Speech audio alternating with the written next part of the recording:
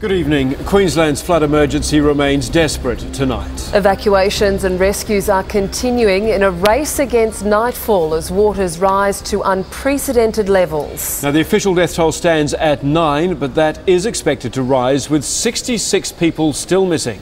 Many towns face days of isolation with more heavy rain on its way. The Brisbane River has broken its banks, with predictions up to 9,000 homes could soon go underwater. This flood is now expected to surpass the historic flooding of 1974.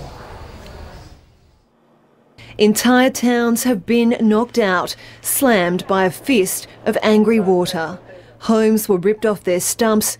Many had families still inside. And others went to help them, and then it just destroyed them and fell down on top of people. People were hearing the lady scream, and yeah, it's just horrendous. Dozens of residents in the Lockyer Valley are still missing more than 24 hours after an 8-metre wave of water rocketed down the ranges from Toowoomba. Rescuers have struggled through bad weather to get into the now isolated communities. It is expected that we will find further persons deceased in those areas. The numbers we just don't know at this stage.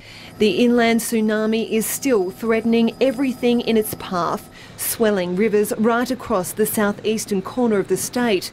Heavy rain, up to 100 millimetres each hour, has added fuel to the floods and forced even more mass evacuations. Small communities downstream have been inundated, and residents in Ipswich are preparing for hundreds of homes to be lost. Scared. I woke up at 6 this morning and I phoned everyone to come over and help me clear out. The Brisbane River has already begun to surge, with residents in low-lying suburbs fleeing to higher ground and businesses scrambling to protect their properties. And I'm just about to go around the back and lift everything up that I can. The city's main dam also acts as a flood mitigator. It's now dangerously full, and authorities are being forced to release hundreds of thousands of megalitres each day, which will only add to the level of water in Brisbane. Up to 16,000 properties could be affected, with the flood now likely to be one of the worst in the city's history. Ipswich and Brisbane are now facing their greatest threat and their toughest test in more than 35 years.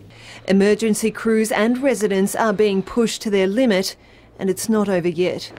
Summer Burke, 10 News.